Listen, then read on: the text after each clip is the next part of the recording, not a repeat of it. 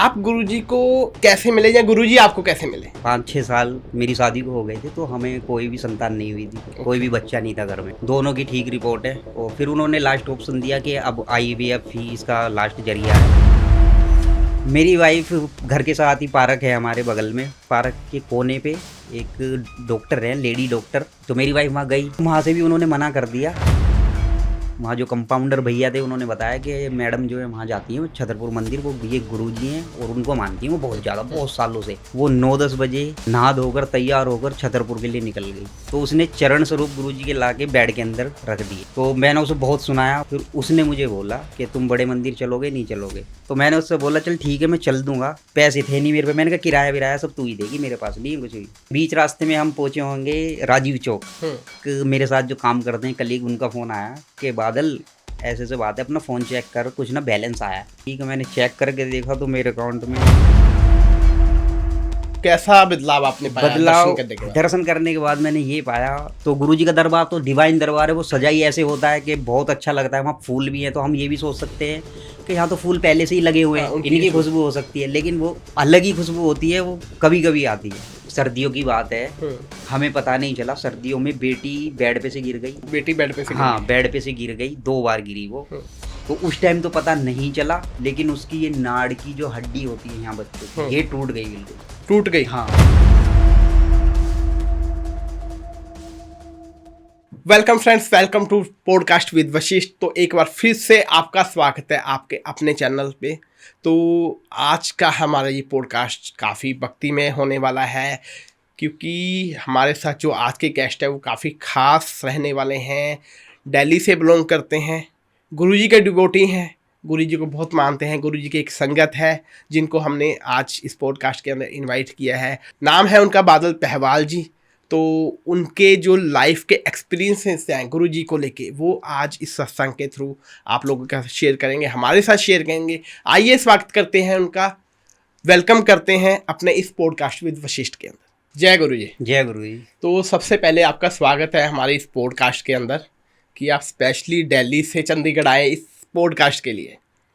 तो सबसे पहला क्वेश्चन यही होता है माइंड में हमेशा जब कोई भी गुरुजी की संगत आती है, कि आप गुरुजी को कैसे मिले या गुरुजी आपको कैसे मिले? पहले तो आपका बहुत बहुत धन्यवाद कि आपने मुझे यहाँ बुलाया, और गुरुजी महाराज का बहुत बहुत कि उन्होंने इस काबिल मुझे बनाया कि आज मैं आप लोगों के साथ यहाँ बैठा हूँ। बिल्कुल गुरुजी की नहीं मर्जी तो है। हमारी तो कोई हस्ती ही नहीं है। और रही बात गुरुजी से जुड़ने की, तो गुरुजी से हम खुद नहीं जुड़ते कभी भी, वो हमें खुद चुनते हैं और खुद हमसे जुड़ते हैं, खुद हमारा हाथ पकड़ते हैं। तो शुरुआत ये 2023 से है। 2023 से? हाँ, 2023 से। तो मुझे नहीं पता था कौन गुरुजी, कैसे गुरुजी। और मैं जब मुझे पहली बार पता चला तो मैंने उल्टा सीधा भी बहुत बोला था उनको, गुरुजी महाराज को ही।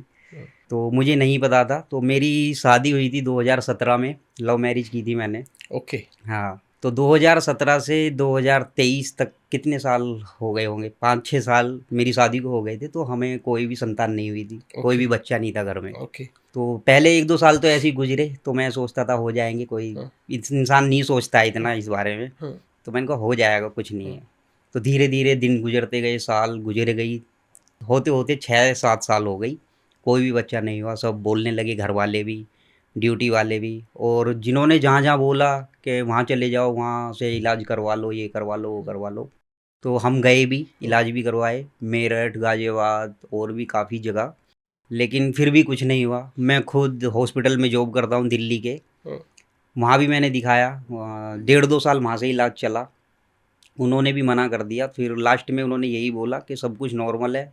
हम दोनों के टेस्ट होते थे कि सब मतलब रिपोर्ट में कुछ नहीं आता? हाँ, कुछ नहीं आता था, नॉर्मल बिल्कुल, दोनों की ठीक रिपोर्ट है। और फिर उन्होंने लास्ट ऑप्शन दिया कि अब IVF ही इसका लास्ट जरिया है, आप IVF से देख सकते हैं। तो मेरे मन में ही पता नहीं क्या हुआ, मेरी वाइफ को तो कुछ पता नहीं है, ना वो बेचारी इतनी पढ़ी लिखी है, ना उनको पता है। तो मैंने मना ही कर दिया, मैंने कहा अगर नहीं हो रहे तो कोई दिक्कत नहीं है। तो मेरी वाइफ को डर भी लगता था कभी कभी, बीच में वो मुझसे कई बार उसने बोला भी कि अगर हमारे बच्चे नहीं हो रहे या तुम मुझे कभी छोड़ दो लाइफ में, ऐसा हो सकता है। मैंने कहा ये तो कभी जीवन में था ही नहीं, और ना कभी होगा कि बच्चे ना होने की वजह से कि कोई इंसान किसी को छोड़ दे, वो भी लव मैरिज, प्यार करना और ये सब तो नहीं हो रहे थे।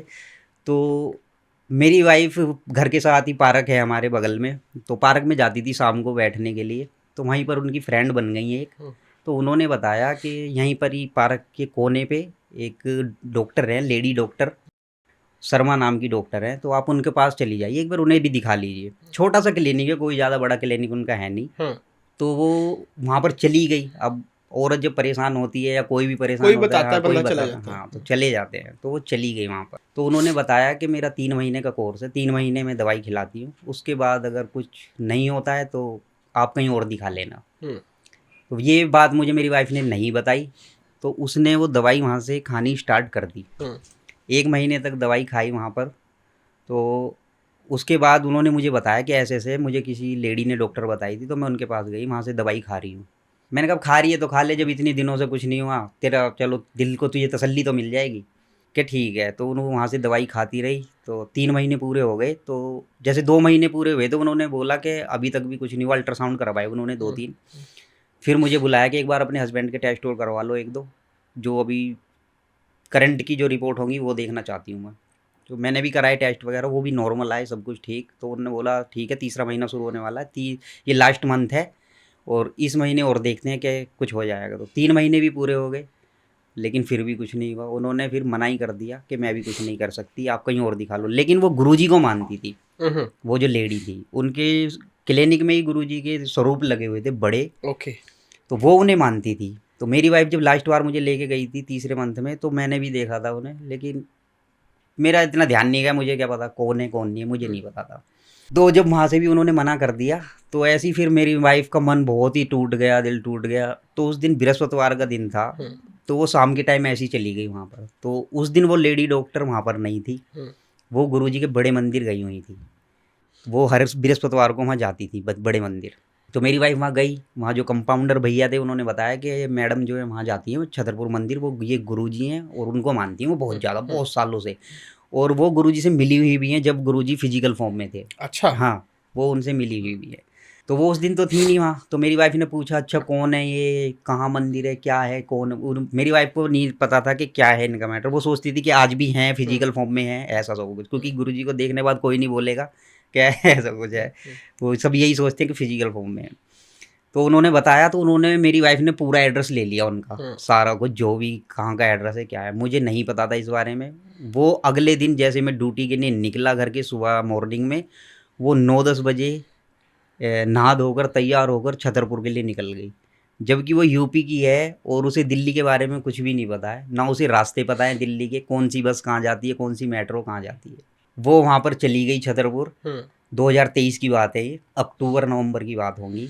2023 में जब वो चली गई वहाँ पर, तो एक बार जाने के बाद तो गुरुजी के जो बड़े मंदिर है उनके वहीं ग्राउंड में जो पार्किंग है बड़ी वाली, वहीं पर ही एक वो बने हुए हैं गुरुजी के, जहाँ पर स्वरूप वगैरह मिलते हैं और गुरुजी के ब्लेसिंग्स वहाँ पर मिलती हैं। तो वहाँ से उन्हें सबसे पहले मिले गुरुजी के चरण, हाँ, चरण के स्वरूप। तो उसने ला के, मुझे तो बताया नहीं।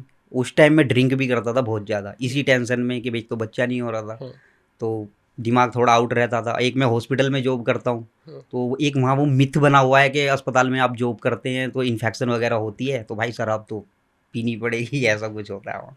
तो ये भी कारण था, और कुछ बच्चे नहीं हो रहे थे इस वजह से, तो मैं बहुत ड्रिंक करता था उस टाइम। तो वो डरती थी कि कहीं मैं इसको बताऊं और ये मुझे मारपीट ना करे मेरे साथ, या मुझे कुछ उल्टा सीधा ना बोले, इस वजह से उसने मुझे बताया नहीं। तो उसने चरण स्वरूप गुरुजी के ला के बेड के अंदर रख दिए। अब अगले मंथ उसे फिर, या मन किया उसका या क्या हुआ, अगले मंथ वो फिर चली गई बिना बताए, नवंबर में। उसके बाद उन्हें वहाँ से मिले गुरुजी के जो स्वरूप हैं, बिल्कुल ऐसे ही स्वरूप गुरुजी के वो मिले, वो भी उनने बेड में ला के रख दिए। लेकिन वो ना मुझसे ना ज़्यादा दिन तक कोई बात छुपा नहीं सकती है, थोड़े दिन बाद बता ही देती है, चाहे उसका फिर कुछ भी हो। तो उसने फिर तीसरे महीने में मुझे बताया कि ऐसे ऐसे बात है, और मैं जो बड़े मंदिर है गुरुजी महाराज उनके गई थी, और ऐसे ऐसे बात है। तो मैंने उसे बहुत उल्टा सीधा बोला, और गुरु महाराज को भी बहुत उल्टा सीधा बोला, क्योंकि मैं तो इनको जानता ही नहीं, ना मुझे पता। और आजकल मैंने उससे ये बोला कि तुझे पता है आजकल के जो गुरु ये सब बने हुए हैं, अंधविश्वास फैला रखा है, लोग जेलों में बंद पड़े हैं, तू कहाँ घूम रही है। मुझे नहीं पता था कि इनके बारे में क्या है। तो बहुत मैंने उल्टा सीधा बोला, और मैंने उसे बोला तू इतनी दूर अकेली चली कैसे गई, कल को कोई कुछ अनहोनी तेरे साथ हो जाती या कुछ घटना घट जाती, उसका जिम्मेदार कौन होता। सब तो मुझे बोलते भाई हम्म। तूने लापरवाही करता है, तू ऐसे करता है वैसे करता है। तो मैंने उसे बहुत सुनाया, वो चुप सुनती रही, उन्होंने कुछ नहीं बोला। फिर उसने मुझे लास्ट में बताया कि ये ऐसे ऐसे वहाँ से मिलते हैं और तुम चलोगे नहीं चलोगे। मैं नहीं जा रहा कहीं मत, तुझे जाना है तू जा, तुझे जो करना है तू कर, मुझे नहीं जाना। मैंने कहा कुछ नहीं होता यहाँ जाने वाने से। वो कुछ नहीं बोली, चुप हो गई। फिर 1 महीने बाद सब कुछ ठीक चल रहा था। फिर उसने मुझे बोला कि तुम बड़े मंदिर चलोगे नहीं चलोगे, छतरपुर में है, ज़्यादा दूर नहीं है, मैं किराया विराया मैं दूंगी अगर तुम्हारे पास पैसे नहीं, तुम चलो बस मेरे साथ। मैं नहीं जाऊँगा, तुझे जाना है तू जा। उसके बाद भी कुछ नहीं हुआ। तो फिर एक दिन मैंने ऑफ कर रखा था, अपना छुट्टी का दिन था और मैं आराम करता हूँ उस दिन, तो मैं आराम कर रहा था घर पे। तो उसने मेरे से बोला कि आज तो चलो, आज तो तुमने छुट्टी की हुई है। मैं नहीं जा रहा। फिर मेरे एकदम तो वो रिक्वेस्ट करने लगी बहुत ज़्यादा मेरे से। और मैंने उससे बोला, अपने दिमाग में ही सोचा, उससे कुछ नहीं बोला मैंने यार ये मान ले जाने के लिए कह रही है, अब मैं इससे कुछ भी बोल दूंगा ये बात मेरी मान लेगी। तो मैंने उससे बोला चल ठीक है मैं चल दूंगा, लेकिन मुझे ना ड्रिंक करनी है, तो मुझे ड्रिंक के पैसे दे दे, उसके बाद मैं चल दूंगा थोड़ी देर बाद तेरे साथ। तो उन्होंने उसने बोला कि पक्का चलना पड़ेगा, पैसे तो मैं दे रही हूँ ड्रिंक के, तुम्हें चलना पड़ेगा। मैंने बोल दिया ठीक है। फिर मैं अपने मन में ही सोच रहा, मैंने कौन जाएगा, मुझे ड्रिंक में नशा हो जाएगा, मैं तो सो जाऊँगा, मैं जाऊँगा ही नहीं। तो मैं गया, अपने ड्रिंक व्रिंक की मैंने, मैं सो गया। नाश्ता वास्ता करने के बाद ही मैं सुबह से ही 10 बजे मैंने पी ली होगी। फिर मैं सो गया पी के। मैं उठा 1:30-2 बजे, उसने मुझे उठाया और वो इंतज़ार में ही बैठी थी, उसने खाना भी नहीं खाया उस दिन। और मेरे पास तो पैसे थे नहीं, मैंने तो ड्रिंक के पैसे भी उससे ही मांगे थे कि तू मुझे पैसे दे देगी मैं चल दूँगा। अब वो इंतज़ार में, मैं तो सोच रहा भूल गई होगी या मैं सोकर इस टाइम उठाऊँ कि लेट हो गया होगा बहुत ज़्यादा। मैंने टाइम देखा, अभी तो 1 डेढ़ ही बजा है। वो मेरे पीछे लग गई, चलना है चलना है। मैंने कहा मैं नहीं जा रहा। कह रही देख ले वादा किया है तुमने, चलना पड़ेगा तुम्हें। मैंने चल यार वादा तो किया है, क्या करना है, मंदिर ही तो जाना है इसके साथ, चल देता हूँ कोई बात नहीं, जब कर ठीक है। तो मैंने कहा यार ड्रिंक कर रखी है, मुझे आज मत लीजिए, कल ले जियो, मैं चल कभी अगले हफ्ते छुट्टी कर लूँगा, अगले हफ्ते चल रही है, ऐसे अच्छा नहीं लगता। कह रही नहीं आज ही चलना है, कुछ भी हो, ड्रिंक कर रखी हो चाहे कुछ भी कर रखा हो। मुझे तो बुरा लग रहा था कि यार ऐसा अच्छा नहीं है कि ड्रिंक करके वहाँ जाना। फिर मैंने भी सोचा, उस टाइम पे मैं विश्वास तो करता ही नहीं था, छोड़ना सब ऐसे ही है, मंदिर वंदिर कुछ नहीं होता। तो आज तक हम जिस भी मंदिर में गए हैं तो हमने तो वही देखा है, जयकारे लग रहे हैं, हल्ले मच रहे हैं, और भाई दर्शन भी बुरी तरह ही करवाते हैं लोगों को, मार मार के ऐसे करके। तो वही अपने एक इमेज बनी हुई है दिमाग में कि ऐसा ही कुछ होगा, चलो मैंने चल देता हूँ। पैसे थे नहीं मेरे पे, मैंने कहा किराया विराया सब तू ही देगी, मेरे पास नहीं है कुछ भी। कह रही मैं सब कुछ मैं ही दूँगी, चलो ठीक है। मैं नहाया धोया और नहा धोकर हम निकल गए छतरपुर के लिए। तो पैसे मेरे पे थे नहीं, तो वो लेडीज़ कोच में वो आगे चढ़ गई मेट्रो में, मैं पीछे था जेंट्स वाले कोच में। और मैं यही सोचता हुआ जा रहा था रास्ते में कि मेरे पास पैसे नहीं हैं, अगर ये कुछ खाने पीने के लिए बोलने लगी, चलो इस पे है किराए के लिए ही होंगे, तो मैं इसको कहाँ से कुछ खिलाऊंगा पिलाऊंगा, पैसे तो है नहीं मेरे पास, उधर से मंदिर और ये। मैंने कहा सैलरी आ जाती जब भी मेरे से बोल देती, मैं तभी चल लेता। मैंने कहा मान ही नहीं है, चलो कोई बात नहीं। तो रास्ते में, बीच रास्ते में हम पहुँचे होंगे राजीव चौक, दिल्ली के राजीव चौक। तो वहीं पे एक मेरे साथ जो काम करते हैं कलीग, उनका फ़ोन आया कि बादल ऐसे से बात है, अपना फ़ोन चेक कर, कुछ ना बैलेंस आया है, कंपनी ने भेजा है हमारे जहाँ जॉब करते हैं। मैंने कहा वो तो दिसंबर, मैंने वो तो जनवरी फरवरी मार्च में आता है वो शायद, हमारा जो पैसा है छुट्टी वगैरह का भेज इसका। मैंने वो तो मार्च में आना था पैसा, वो भी कैसा आ रहा है दिसंबर में। कह रहे पता नहीं भाई क्या हुआ है क्या नहीं। मैंने ठीक है, मैंने चेक करके देखा तो मेरे अकाउंट में इतने तो पैसे थे कि मेरा आना जाना भी हो जाए और पूरा महीना भी उसमें चल जाए। पहली बात तो, लेकिन फिर इस चीज़ पे मेरा ध्यान नहीं गया, मैंने सोचा ये तो आना ही था पैसा। जब मैं गुरुजी को मानने लगा हूँ तब मैंने वो रियलाइज़ किया उस चीज़ को, जब मुझे पता चला कि मैं सोचता हुआ ही जा रहा था कि मेरी लाइफ जेब में पैसा नहीं, लेकिन वो सब देख रहे थे। हाँ, और उन्हें बुलाना है कि वो ये नहीं देखते कि आप गंदे हो, आप नहाए हो धोए हो, या आपने क्या किया हुआ है, ड्रिंक की हुई है, वो सिर्फ भाव देखते हैं। पता नहीं मेरे अंदर उनमें उन्हें क्या लगा, क्या सोल उन्हें लगी मेरी, उन्होंने बुलाया ड्रिंक करके। ऐसी मैं गया, लेकिन वहाँ जाते ही जैसे मैं रास्ते में ही सब कुछ जो भी नशा वशा था सब उतर गया, कुछ नशा नहीं था, मैं एकदम ठीक था वहाँ पर।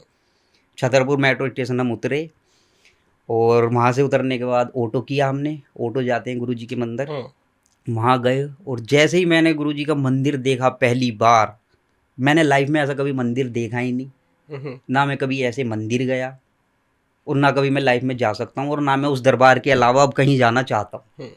तो मैं पहली बार वहाँ गया और जैसे ही मैंने कदम रखा, और जो वहाँ अलग ही फ्रेगरेंस है वहाँ, वो जो महसूस होती है ना, वो अलग ही चीज़ है। गुलाब की खुशबू, वो गुरुजी अपनी प्रेजेंस आपको दिखाते हैं कि हाँ मैं हूँ। आप ये ना समझिए कि सभी मैंने, कहते हैं कि हाँ गुलाब की खुशबू है, हाँ सबको मिलती है। बिल्कुल बिल्कुल बिल्कुल, पहली बार में। और मैंने फिर जो बाद में मुझे पता चला है कि ये गुरुजी अपने वो दिखाते हैं प्रेजेंस। उस टाइम तो मुझे कुछ नहीं पता था, मैं चला ही गया था, लेकिन हाँ खुशबू बहुत तेज। और वहाँ का मैंने जब देखा वातावरण, इतनी भीड़ थी और पता ही नहीं चल रहा था भीड़ है कहाँ नहीं है, किधर से लोग आए, किधर को संगत चली गई, कुछ पता नहीं चलता। दर्शन किए गुरु महाराज के, और दर्शन करके हम घर लौटे। उस दिन के बाद मेरा जीवन पूरा का पूरा ही बदल गया। तो मैं ऐसे जुड़ा गुरु महाराज से। और बदलाव कैसा दिखा आपको, कैसा बदलाव आपने पाया बदलाव, दर्शन करने के बाद? दर्शन करने के बाद मैंने ये पाया, वहाँ से दर्शन करके तो मैं आ गया, फिर भी इतना कुछ नहीं था। जो ये एक दो मोमेंट हुए लाइफ में कि भाई पैसे आए उसी दिन ही, वहाँ अलग फ्रेगरेंस थी। तो गुरुजी का दरबार तो डिवाइन दरबार है, वो सजा ही ऐसे होता है कि बहुत अच्छा लगता है। वहाँ फूल भी हैं, तो हम ये भी सोच सकते हैं कि यहाँ तो फूल पहले से ही लगे हुए हाँ, हैं, उनकी इनकी खुशबू। खुशबू हो सकती है, लेकिन वो ऐसा नहीं होता। वो अलग ही खुशबू होती है, वो कभी कभी आती है, और जिन लोगों को आती है वो समझते हैं इस चीज़ को। तो वो मैं होकर वहाँ से आ गया। फिर भी इतना विश्वास नहीं था कि चलो मंदिर है, बहुत अच्छा लगा जाकर, ऐसा मंदिर कभी नहीं देखा। मन में एक अलग ही सुकून था उस टाइम पे। विश्वास कब बढ़ा कि मैं अपने दोस्त के पास गया हुआ था, उसके 1 महीने बाद। वो ड्रिंक करते थे, मुझे बुला लेते थे कभी कभी। उसके बाद भी मैंने ड्रिंक करनी नहीं छोड़ी, मैं कर रहा था ड्रिंक। तो उन्होंने मुझे बुलाया कि आज तो मन कर रहा है मिलने का, काफ़ी दिन हो गए। तो मैं उनके पास गया, तो ड्रिंक विड्रिंक की हमने। भाभी भी थी वहीं, उनके बच्चे भी थे। और उन्होंने मेरे से पूछा कि अब कुछ है नहीं है, 6-7 साल हो गए शादी को। लौट फिर के सवाल वहीं आ जाता है, कोई ना कोई पूछ ही लेता है कोई ना वो कोई थोड़ा। रिश्तेदार रिलेटिव हाँ वही पूछते थे। हाँ, वही घर वाले भी कोई ना कोई, भाई कहाँ दिखा रहा है क्या है। तो मैंने यार बहुत हो गया, अपने आप ही मेरी जुबान से निकल गई कि ना अब तुम ताऊ बनने वाले हो। भाभी भी आई एकदम से निकल के, क्या कह रहे हो क्या कह रहे हो। मैंने कहा हाँ सच में भाभी, तुम ना ताई बनने वाली हो, अब प्रीति प्रेग्नेंट है, ऐसे सब बात है। और जबकि था कुछ भी नहीं ऐसा, कुछ भी नहीं था। तो वहाँ से मैं घर पे आ गया, और मैं दिमाग में मेरी वही बात चलती रही। मैं टेंशन में था उस दिन बहुत ज़्यादा। मैंने अपनी वाइफ को बताया कि प्रीति ऐसे ऐसे बात है, एक ना गलती हो गई है मुझसे। तो वो बोलने लगी क्या हो गया। कह रही कुछ लड़ाई वड़ाई हो गई क्या, तुम वहाँ गई थे भैया की वहाँ, किसी से कहा सुनी। मैंने नहीं ऐसा तो कुछ नहीं है, लड़ाई तो मैं किसी से करता ही नहीं, लेकिन ना मैंने उनसे कुछ बोल दिया है। कह रही क्या। मैंने कहा भाभी और भैया पूछ रहे थे दोनों कि अभी कुछ है या नहीं है, इतने दिन हो गए शादी को। तो मेरी जुबान से निकल गया कि हाँ प्रीति प्रेग्नेंट है और आप ताऊ ताई बनने वाले हैं। मैंने कहा ऐसा तो कुछ है नहीं। और मैंने कहा अगर उन्हें पता चलेगी आगे जाके तो फिर वो सबको ही पता चलेगी कि यार वो तो झूठ बोल रहा था, झूठ बोल के चला गया, ऐसा हो गया। फिर मैं सोचने लगा, मैंने चल यही सोच लेंगे ड्रिंक कर रखी थी, बोल के चला गया। तो मेरी वाइफ बोलने लगी कि तुमने बोल दिया है ना ये चीज़, तो अगर गुरुजी ने चाहा ना तो सब ठीक ही होगा, उनकी कृपा होगी तो हो ही जाएगा। अब तुम बोल आए तो इस बात को ना अपने दिल पे मत लो, क्या पता गुरुजी ने ही तुमसे बुलवाया। तो उससे अगले महीने जनवरी सोमवार के दिन हमें पता लगा कि मेरी वाइफ प्रेग्नेंट है। सोमवार का दिन था उस दिन। और उस दिन से जो मैं बोल कर आया था ना, जो मेरे के अंदर डर चल रहा था एक बदनामी का या झूठ बोलने का कि मैं यार झूठ बोल दिया वहाँ जाकर, वो डर गुरुजी ने ख़त्म किया और मुझे बताया, दिखाया कि सब कुछ मैं हूँ अब तेरे साथ। अब तुझे किसी चीज़ की ज़रूरत नहीं है, ना किसी के धक्के खाने की ज़रूरत, ना कहीं जाने की ज़रूरत। तो ये मेरी लाइफ का बिल्कुल रियल है। उस दिन से मैंने गुरुजी पे इतना विश्वास किया, इतना, और आज भी करता हूँ और हमेशा करता रहूँगा। आज के बाद उनके सिवा मेरा कोई नहीं है। तो उसके बाद ड्रिंक छोड़ दी? ड्रिंक मैंने बिल्कुल ख़त्म कर दी। आज मैं हाथ तक नहीं लगाता हूँ ड्रिंक को। और जिस फैमिली से मैं आता हूँ, उस फैमिली में हमारे यहाँ अगर त्यौहार भी होता है ना कुछ, जैसे होली हो, दिवाली हो, या अगर आपके बच्चा भी पैदा हुआ है, न्यू बॉर्न बेबी हुआ है, तो उसके लिए भी आपको बलि देनी पड़ती है। अच्छा। हाँ, या तो आपको मुर्गा काटना पड़ेगा, मुर्गे की बलि देनी पड़ती है होली दिवाली। और अगर आपके यहाँ बच्चा भी हुआ है तो उसके लिए भी करना पड़ता है। शराब की बोतलें, उनके लिए पूजा पाठ जो भी कुछ होता है, हमारे में ये होता है। और फिर आपके बच्चा हो गया तो गुड़गांव जाते हैं। गुड़गांव का भी चैत्र माह में मेला लगता है, अभी लगा हुआ था नवरात्रों में, चैत्र के शीतला माता का। तो वहाँ जाकर भी हमारी बता रहा हूँ मैं अपनी, हर किसी को तो मुझे को नहीं पता हर किसी के क्या है, क्या रीति रिवाज है। हमारे जो है मैं अपने बता रहा हूँ आपको। जब हम वहाँ जाते हैं ना बाल उतरवाने, बच्चों का मुंडन करवाने, तो वहाँ भी हमें बलि देनी पड़ती है। वहाँ भी बलि चढ़ती वहाँ है? पर भी बलि चढ़ती है गुड़गांव में। तो वहाँ भी बलि चढ़ानी पड़ती है। उसके बाद फिर घर वालों को लगता है कि अब हमारे बच्चे सुख शांति से रहेंगे। लेकिन मेरे मन में वो सब चीज़ें ख़त्म हो गई और मैंने जैसे ही मुझे पता चला कि मेरी वाइफ प्रेग्नेंट है और गुरुजी ने जितना भी उसके बाद से ज्ञान देना शुरू किया या समझाया, जो भी उन्होंने आज तक समझाया, सिर्फ यही कि अब मेरा कोई नहीं है, अब सिर्फ गुरु महाराज हैं मेरे, जो भी कुछ हैं। और मैंने कहा अगर मैंने गुरुजी से ये बोला कि अगर कुछ भी हो गुरु महाराज जी, आपकी कृपा से बेटा हो या बेटी हो, वो सिर्फ आपका ही रूप होगा, आपके ही करने, आपने ही दिया है हमें जो भी कुछ है। मेरे जो भी कोई बच्चा होगा, मैं ये सब चीज़ें नहीं करूँगा, ना मैं गुड़गांव जाऊँगा, ना मैं किसी की बलि चढ़ाऊँगा, ना मैं ऐसा ये पाप करूँगा। मैं सीधा जाऊँगा हरिद्वार, आपकी नगरी, वहाँ अपनी बच्चे का, जो भी मेरे बेटी या बेटी होगी, उसका मुंडन मैं हरिद्वार में करवाऊँगा। और आज से मैं ये रीति रिवाज छोड़ता हूँ। मुझे नहीं पता था, जब तक ज्ञान नहीं था तब तक मैं इस अंधकार में, इन पापों में घुसा हुआ था, जो मैं पाप कर रहा था आज तक। ड्रिंक करना, मीट मार, नॉनवेज खाना, हत्या करना। मैं खुद अपने हाथ से, जब हमारे घर में वो होती थी ना पूजा होली दिवाली की, 1 दिन पहले या 2 दिन पहले मैं अपने घर का बड़ा हूँ तो मेरे घर वाले मुझे ही ला के देते थे कि हाँ भाई काटो इसको, मुर्गे को, और बलि दो इसकी और पूजा पाठ करो। मैंने कहा मैं आज से नहीं करूँगा, तो मैंने छोड़ दिया, चाहे कुछ भी हो। तो मैंने अपने घर वालों को बोला, फिर बेटी हुई क्या, फिर 9वां महीना चल रहा था वाइफ को। तो हमारे घर के पास ही संजय गांधी हॉस्पिटल है, सरकारी हॉस्पिटल है, हम वहाँ लेकर गए। जिस हॉस्पिटल में मैं जॉब करता हूँ वो काफ़ी दूर है, तो वहाँ तो एकदम से मैं ले जा नहीं पाता, दूर है काफ़ी। तो मैं घर के पास ही सरकारी है, वहीं पर ही लेकर गया। तो पूरे दिन वहीं पर रखा डॉक्टरों ने। तो उन्होंने बोला, बड़ी डॉक्टर आई, चेक वेक किया उन्होंने कि बच्चा तो ठीक है लेकिन उल्टा है बच्चा। अच्छा। हाँ, और बड़े ऑपरेशन से बच्चा होगा, नॉर्मल डिलीवरी नहीं हो पाएगी। उन्होंने मेरे से बोला आप बताओ कहाँ। तो जो मेरी वाइफ के कागज़ थे सारे, जो भी उनका इलाज चल रहा था वो मेरे हॉस्पिटल से चल रहा था जहाँ मैं जॉब करता हूँ। तो उन्होंने बोला, वो चाह रहे थे कि ये वहीं लेकर चले जाए, कि आप बताओ यहाँ डिलीवरी करवाओगे या वहाँ करवाओगे, आपके कागज़ वहाँ बने हुए हैं, आप वहाँ ले जा सकते हो। मेरा मन ही नहीं किया। मैंने कहा नहीं, डिलीवरी होगी यहीं करो आप, जैसे भी हो, बड़े ऑपरेशन से हो, नॉर्मल हो, जैसे होनी है वैसे करो। कह रहे कोई दिक्कत प्रॉब्लम होगी हमें मत बोलना, क्योंकि हमें कुछ पता नहीं है, सारे आपके डॉक्टरों को पता है, उनके पास चल रहा है इलाज, वो ज़्यादा बेहतर जानते हैं हमसे। मैंने कहा नहीं, जो भी ठीक है आप करो जो होगा। उन्होंने ठीक है एडमिट कर लिया। ब्लड मेरे से बोला उन्होंने कि ब्लड रिलीज करने के लिए आपको डोनेट वगैरह करना पड़ेगा, और बच्चा उल्टा है, बड़े ऑपरेशन से ही बच्चा होगा, चाहे आज डिलीवरी हो चाहे कल डिलीवरी हो। तो मेरी वाइफ बहुत ज़्यादा डर गई। एक तो पहली बार 6-7 साल बाद इतनी बड़ी खुशी थी हमारे लिए, डर भी था और खुशी भी बहुत ज़्यादा। हम सब बाहर बैठे हुए थे लाइन में। तो अगले दिन, पूरे दिन रुकने के बाद, अगले दिन बड़ी डॉक्टर ने बोला कि प्रीति को बुलाओ और उसका ऑपरेशन करना पड़ेगा, ऑपरेशन से डिलीवरी होगी। पूरा दिन रुकने के बाद। तो मेरे मामा के लड़के हैं, आदित्य नाम है, उनको भी बुलाया हुआ था मैंने। वो भी आए हुए, तो वो बोलने लगे क्या हुआ, मैंने ऐसे बात है। तो कह रहे आप टेंशन मत लो, हम सब हैं आपके साथ, ब्लड की जो भी जरूरत पड़ेगी हमें। ठीक है। तो डॉक्टर ने गाउन पहनाया, व्हील चेयर पर बिठा लिया उसको, वाइफ को, और वो ले जाने लगे ओटी में ऑपरेशन के लिए। उसने डॉक्टर से बोला कि 1 मिनट मुझे सिर्फ अपने हस्बैंड से बात कर लेने दो, उन्हें बुला दो, उसके बाद ले चलना। तो जल्दी से उन्होंने भेजा किसी को कि प्रीति के हस्बैंड को बुला कर लाओ, अंदर बात करनी है। तो उन्होंने मुझे बुलाया, वो एकदम खड़ी हो गई। मेरे फ़ोन में वीडियो भी है, आज भी मैंने शूट की थी वो। तो वो खड़ी हो गई एकदम से व्हील चेयर से। उसने मेरा हाथ पकड़ के यही बोला, आज मैं जा रही हूँ और तुम रोज़ मुझसे बोलते हो, मैं तुम्हें गुरुजी के मंदिर लेकर गई थी, तुम मुझसे बोलते हो कि सब कुछ ठीक हो जाएगा, नॉर्मल होगा, कुछ नहीं होगा, और आज मुझे ये वहाँ लेकर जा रहे हैं, बड़े ऑपरेशन से बच्चा हो रहा है, तुम कहते हो गुरुजी सब ठीक कर देंगे, मेरे से ज़्यादा विश्वास करने लगे हो, मेरे से ज़्यादा मानने लगे हो, और आज मेरे साथ ऐसा हो रहा है। तो मुझे बहुत बुरा लगा ऐसा, और आंखों में आंसू भी आए थे उस टाइम भी। तो मैं उसका हाथ छोड़कर बाहर आ गया, मैंने कुछ नहीं बोला उससे।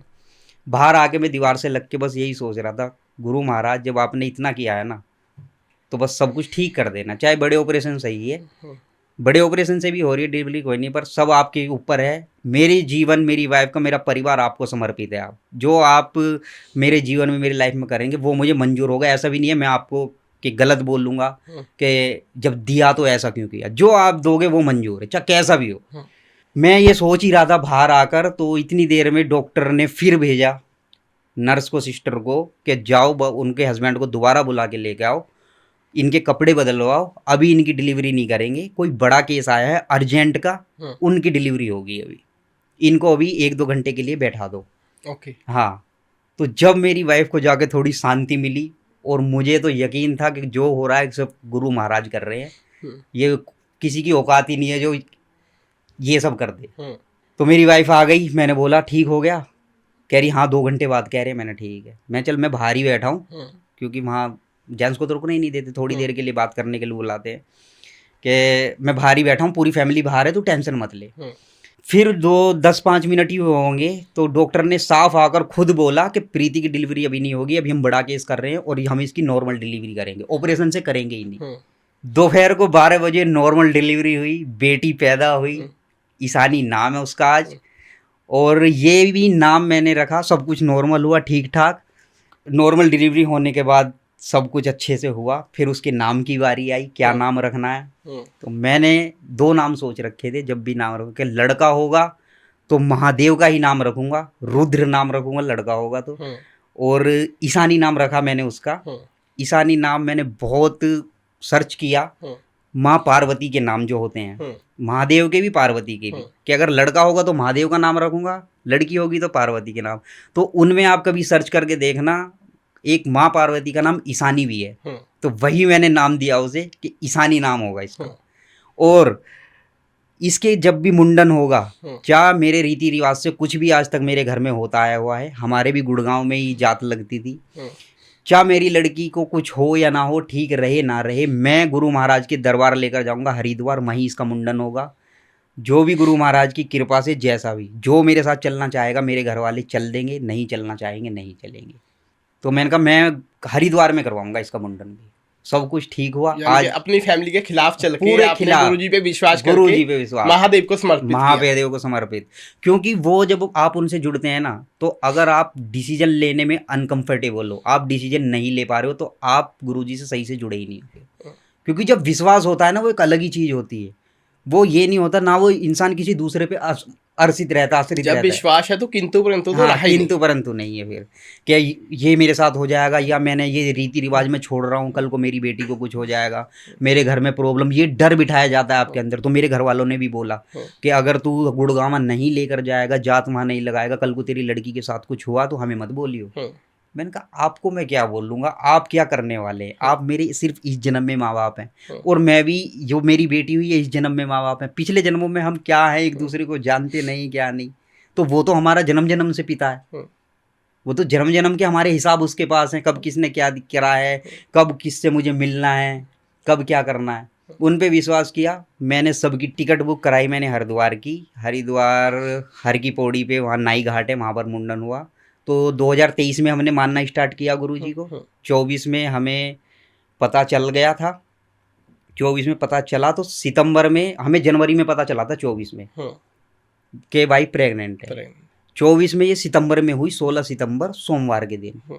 मार्च 25 में हम हरिद्वार गए, वहाँ पर उसका मुंडन कराया, मनसा देवी के दर्शन कराए, अच्छे तरीके से सब कुछ, पूरी फैमिली को लेकर गया था मैं। फिर हम वहाँ से आए, तो अब मैंने बिल्कुल ही सोच लिया था, घर वाले बोल रहे थे कि एक बार चल, तूने अपने मन की तो कर ली, हरिद्वार लेकर गया, वहाँ लेकर गया, तू गुड़गांवा भी चल। मैंने कहा मैं नहीं जाऊँगा, जहाँ बलि चढ़ती हो या बलि फिर मुझे वही करना पड़े।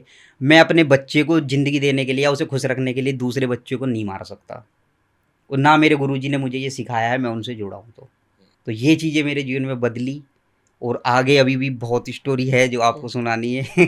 तो उसके बाद आप रेगुलर मंदिर जाना शुरू करें? हाँ, मंदिर रेगुलर। तो अगर कोई नए डिवोटी है, ठीक है, या किसी की हालत अभी ऐसी नहीं है कि उसके फाइनेंशियल तौर पे उसके पास पैसे नहीं है, वो समर्थ नहीं है, लेकिन कहीं ना कहीं गुरुजी से वो जुड़ना चाह रहे हैं, कहीं ना कहीं गुरुजी के बारे में उन्होंने सुना है, तो स्टार्टिंग कैसे कर सकते हैं? स्टार्टिंग तो सबसे पहले आप उनको मानना ही स्टार्ट कर सकते हैं। गुरुजी महाराज का नाम आप लेते हैं या मानते हैं, जैसे आपको फेसबुक पे, इंस्टाग्राम पे दिख रहे हैं, चलो, और आपके कहीं आसपास, अब तो दिल्ली में तो हर ही जगह ज़्यादातर लोग, बहुत लोग गुरुजी को मानते हैं।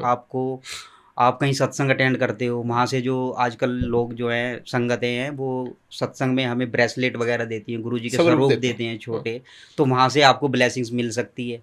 आप उनको अपने घर में लाइए। मंदिर अगर आप नहीं जा पा रहे हैं तो कोई ऐसा इशू नहीं है कि मंदिर ही जाएंगे तभी आपको भगवान मिलेंगे, बस वो भगवान आपके भाव के भूखे हैं। ये नहीं है कि आप मंदिर आइए, मंदिर तो दुनिया जा रही है, बहुत मंदिर जा रही है, लेकिन अगर भाव है आपके तो आपके घर में ही भगवान है, और घर में क्या, आपके अंदर यही भगवान है, कहीं आपको जाने की जरूरत नहीं है।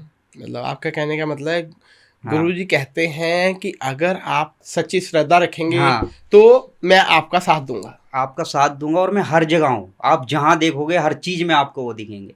ऐसा नहीं है कि मंदिर ही जाओगे तो वहीं दिखेंगे, आपके सामने हर रूप में, आप में भी तो वही है। अगर हम में है, सब में, हम में वही तो है। अगर हमारे में से वो निकल जाए तो हम क्या, शरीर ही तो है, उसके बाद क्या बचता है? कुछ नहीं। वही तो स्वरूप है उनका। तो यानी कि जब आप पहली बार मंदिर गए, सब एक्सपीरियंस आपको हुआ, आपको विश्वास हो गया, तो आप रेगुलर अभी सत्संग भी जाते हैं? नहीं, मैं मंदिर मुझे हो गए 3 साल जाते हुए। मैंने आज तक कोई सत्संग अटेंड नहीं किया, कभी कोई सत्संग कभी नहीं किया था। हाँ। पिछले महीने पहली बार मैं किसी सत्संग में गया हूँ, हाँ। वो भी इंस्टाग्राम से। एक हमारे भाई हैं हर्षित, हाँ। तो वो क्या है, वो गुरुजी के जो सत्संग होते हैं उनके जो सेवा करते हैं वो। ओके। तो जो अंकल हमारे सत्संग करवाते हैं उत्तम नगर में, तो वो उनके साथ उनकी पूरी सेवादारी करते हैं, खाने से लेके बनवाना, लंगर प्रसाद वगैरह हर चीज़ उनके बच्चे। तो गुरुजी ने उनको ब्लेस किया हुआ है, और वो खुद शिवरात्रि वाले दिन के वो पैदा हुए हैं शिवरात्रि को। तो उन्होंने मेरी रील देखी, मैं इंस्टाग्राम पे रील बनाना स्टार्ट किया मैंने गुरुजी के नाम से। मुझे नहीं पता था कि मैं कैसे कैसे नहीं, बस मैं वैसे ही डालने लग गया। लोग मुझे पसंद करने लगे और देखने लगे लोगों। आज मेरे 6000 फॉलोवर हुए हैं इंस्टाग्राम पे, तो वो वहीं से मुझे जुड़े। पिछले महीने उन्होंने मुझे कांटेक्ट किया कि आप गुरुजी को मानते हो और हम ना उत्तम नगर में सत्संग करते हैं हर महीने, तो हमारे यहाँ सत्संग है, क्या आप आना चाहेंगे? तो मैं काफ़ी दिन से सोच रहा था, 3 साल से मैं एक भी सत्संग मैंने अटेंड नहीं किया, लेकिन मन में यही था कि कब गुरुजी सत्संग में बुलाएंगे, मन में रहता था। लेकिन इच्छा उनकी होती है, आपकी नहीं चलती ना, आप कुछ भी कर सकते हैं उस बारे में। अचानक से मैसेज आता है और मैं बोल देता हूँ हाँ मैं आऊँगा। मेरे मंगोलपुरी से थोड़ी दूर है उत्तम नगर, आधे घंटे का रास्ता होगा। मैंने हाँ बोल दिया, ठीक है मैं आ रहा हूँ। मैं ड्यूटी से आया, मन भी नहीं था मेरा, क्योंकि मैं जैसे ड्यूटी से आता हूँ तो थक जाता हूँ थोड़ा दोपहर में, मन भी नहीं था, लेकिन नहीं, मैंने कहा जाना है, मैंने बोला है, और शायद गुरुजी महाराज बुलाना चाहते हैं। मैंने 3 साल में एक भी सत्संग अटेंड नहीं किया। मैंने वाइफ को तैयार कराया, बच्ची को तैयार करा, मैं सत्संग में पहुंचा। पहला सत्संग मैंने वो अटेंड किया वहाँ का उत्तम नगर का। और अब बैसाखी पे सत्संग है उनके, वहाँ पर बैसाखी आने वाली है जो उन्होंने फिर इन्वाइट किया है मुझे। और आज तक मुझे कहीं से भी कभी भी कुछ नहीं, ये भी नहीं, बड़े मंदिर में सेवादार होते हैं जो मेरी वाइफ बताती हैं। मेरी वाइफ की एक दोस्त हैं, उनके जो हस्बैंड है वो डुगरी मंदिर में एक बार खुलता है महीने में, आज खुला हुआ है। और मैं आज सोच रहा था दर्शन कर पाऊँ वहाँ के आज जाकर, क्योंकि संडे में एक बार ही खुलता है। उनका जो जिनके मैं सत्संग में गया हूँ ना हर्षित के, उनका मुझे मैसेज आया कि क्या आप डुगरी जाएंगे, एक दिन के लिए खुलता है। मैंने कहा अगर गुरुजी महाराज को दर्शन देने हैं और उन्हें बुलाना है तो वो ज़रूर बुलाएंगे, और मैं होकर आऊँगा अगर टाइम मिला मुझे जरूर। अब वो गुरुजी महाराज बुलाते हैं नहीं बुलाते वो उनकी मर्जी है, बट वो सत्संग मैंने पहले अटेंड किया। और कल ही मुझे इंस्टाग्राम पर मैसेज आया, क्या आप बड़े मंदिर में सेवा करना चाहते हैं? थर्सडे को सेवा है, बृहस्पतिवार के दिन। आज कल सोमवार है, आज संडे। अब मैंने उनसे बोला कि टाइमिंग क्या है, क्योंकि मेरी जॉब भी है। तो अब उनसे बात होगी तो क्या पता मुझे बड़े मंदिर में सेवा का मौका भी मिले बृहस्पतिवार को। तो ये गुरुजी की कृपा है मेरे ऊपर। और जो मैं आज यहाँ बैठा हूँ ना, तो मेरी क्या औकात थी, मैं तो एक हॉस्पिटल में काम करने वाला साधारण फैमिली से इंसान हूँ। मुझे ना मैं पढ़ा लिखा इतना, ना मुझे कुछ आता है। गुरुजी महाराज ने आज मुझे यहाँ लाकर बिठा दिया, आपके साथ में पॉडकास्ट कर रहा हूँ। सब गुरुजी की कृपा है, माध्यम आप बने, आपने कांटेक्ट किया कि पॉडकास्ट है, मैं ठीक है, लेकिन बुलाया गुरुजी ने, कृपा गुरुजी ने कांटेक्ट करवाया गुरुजी ने। तो ये कृपा है मेरे मालिक की, गुरु महाराज की। उन्होंने मेरी पूरी जीवन बदल दिया, जिंदगी बदल दी। और अभी पिछले महीने सर्दियों की बात है, हमें पता नहीं चला, सर्दियों में बेटी बेड पे से गिर गई। मैं तो ड्यूटी रहता हूँ, बेटी बेड पे से हाँ बेड पे से गिर गई, 2 बार गिरी वो। तो उस टाइम तो पता नहीं चला, लेकिन उसकी ये नाड़ की जो हड्डी होती है यहाँ बच्चों की, ये टूट गई, बिल्कुल टूट गई। हाँ ओके, बिल्कुल ही टूट गई, और हमें पता ही नहीं चला। तो जब थोड़े दिन बाद देखा तो यहाँ पर एक उभार सा बन गया हड्डी का। अब वाइफ ने नहलाया विलाया तो वो दिखी हड्डी। तो उसने मुझे बताया कि ये बच्ची को एकदम से अचानक से क्या हो गया, इसके तो कुछ भी नहीं था, रोज नहलाती थी मैंने कहा तो कुछ हुआ होगा, गिरी विरी हो गई या क्या बात है, या कोई गांठ वांठ हो गई। तो इसलिए मेरे से वाइफ 2-3 हफ्ते से मेरे से बोल रही थी कि चलो हॉस्पिटल दिखाने चलो। मैं जा ही नहीं रहा था। मैंने कहा नहीं कुछ नहीं है, होगा भी तो गुरु महाराज की दी हुई है। मेरे मन में यही चलता है, मैंने उनकी दी हुई है, होगा भी तो वो अपने आप देख लेंगे, मैं टेंशन नहीं लेता। कह रही तुम तो सोचते ही नहीं हो, कुछ भी नहीं सोचते, कल को इसको कुछ हो जाए तुम्हें टेंशन नहीं है क्या? फिर घर वाले को दिखाया, मम्मी ने देखा, सबने देखा, वो कह रहे सही में ही कुछ है तो इसको दिखा जाके अस्पताल। मैं हॉस्पिटल लेके गया उसे, ऊपर उसका एक्सरे कराया, यहाँ का 2-3 हाथ का भी पूरा एक्सरे हुआ। ऑर्थोपेडिक्स के डॉक्टर को दिखाया, उन्होंने बोला इसकी तो हड्डी टूटी है, तुम्हें पता ही नहीं चला बच्चे की हड्डी टूटी है, ये तो रोई होगी बहुत ज्यादा। कह रहा है ऐसा हो ही नहीं सकता कि अगर बच्चे की हड्डी टूटी है वो रोए ना। मैंने कहा ये तो आज तक रोई नहीं, और वो रोई नहीं हकीकत में। ओके।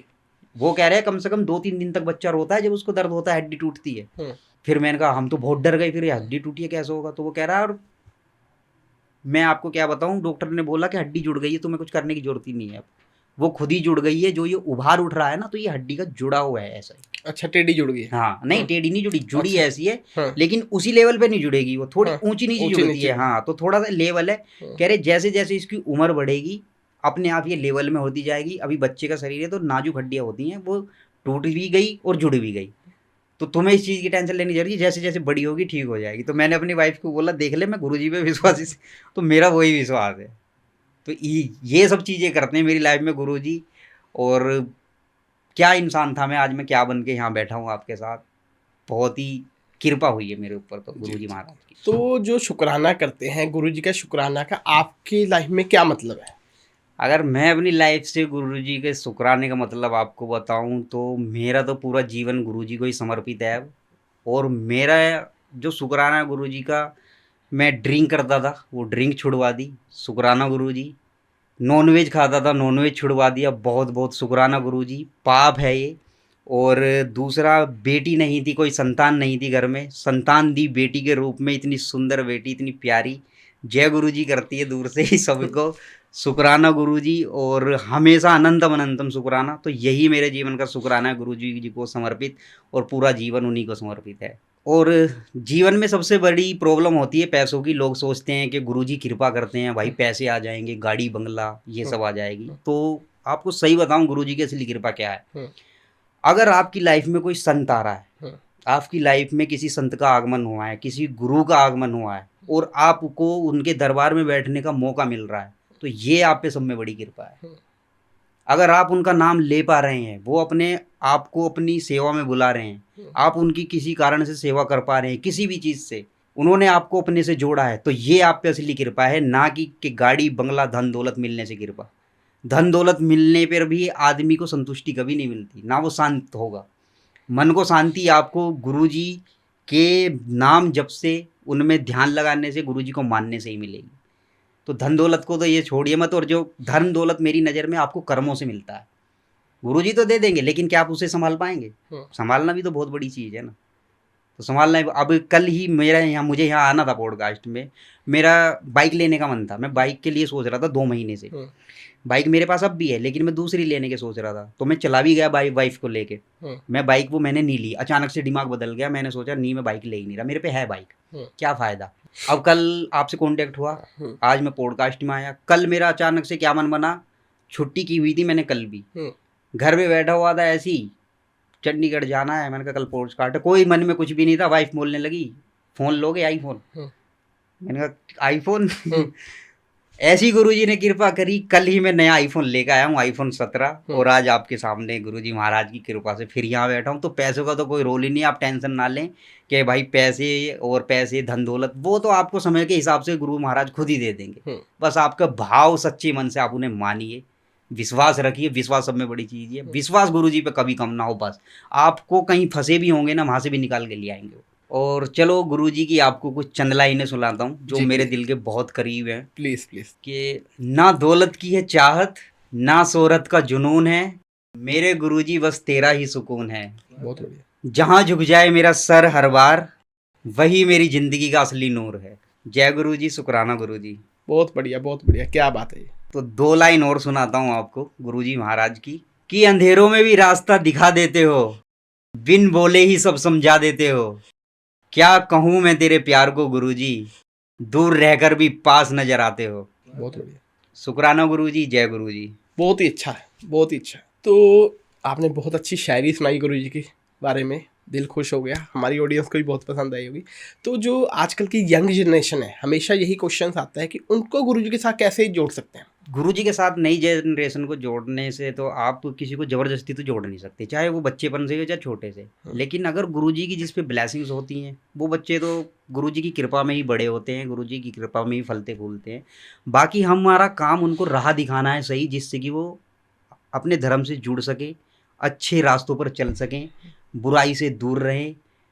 माँ बाप का, पेरेंट्स का यही एक अधिकार या फर्ज है उनका कि अपने बच्चों को सही रास्ते पे चलाएं। बाकी तो जिन बच्चों पे गुरुजी की ब्लेसिंग्स हैं, अब जैसे मेरी बेटी है 1.5 साल की, उसको सब कुछ पता है। उससे बस मैं इतना पूछता हूँ कि गुरुजी कहाँ है, वो तुरंत बताती है कि वो रे गुरुजी, जय गुरुजी, जय गुरुजी। वो सब कुछ करती है। मोबाइल में आजकल के बच्चे गाने सुनते हैं, कार्टून देख रहे हैं, वीडियोस देख रहे हैं। वो अगर उसे गुरुजी का गाना की आवाज़ भी आ गई ना, सॉन्ग की, कहीं गुरुजी का गाना चल रहा है, वहीं वो झुक कर ऐसे जय गुरुजी करने लग जाती है। तो कुछ बच्चों पे तो गुरुजी की कृपा खुद ही ब्लेस करके भेजते हैं गुरुजी। और हमारा फ़र्ज है कि हम अपने बच्चों को सही राह दिखाएं, गुरुजी के बारे में बताएं, और फिर गुरुजी तो अपने आप खुद ही जोड़ लेते हैं बच्चों को अपने साथ, और वो तो खुद ही कृपा करते हैं लोगों। बहुत बढ़िया। तो आपके साथ पॉडकास्ट करके हमें बहुत अच्छा लगा, बहुत सारी चीज़ें समझने का मौका मिला, जानने का मौका मिला। तो हमारी ऑडियंस को भी ये पॉडकास्ट, ये सत्संग स्पेशली, क्योंकि गुरुजी की सारी बातें हुई हैं, तो बहुत अच्छा लगा होगा। तो वो शेयर भी खुद ही करेंगे, लाइक भी खुद ही करेंगे, सब्सक्राइब भी खुद ही करेंगे, हमें बोलने की ज़रूरत नहीं है। तो जैसे ही उनके कुछ क्वेश्चंस होंगे वो और कुछ जानना चाहेंगे आपसे, तो हम आपको दोबारा जरूर इनवाइट करेंगे हमारे पॉडकास्ट में। तो तब तक के लिए जय गुरु जी। जय गुरु जी, शुक्राना।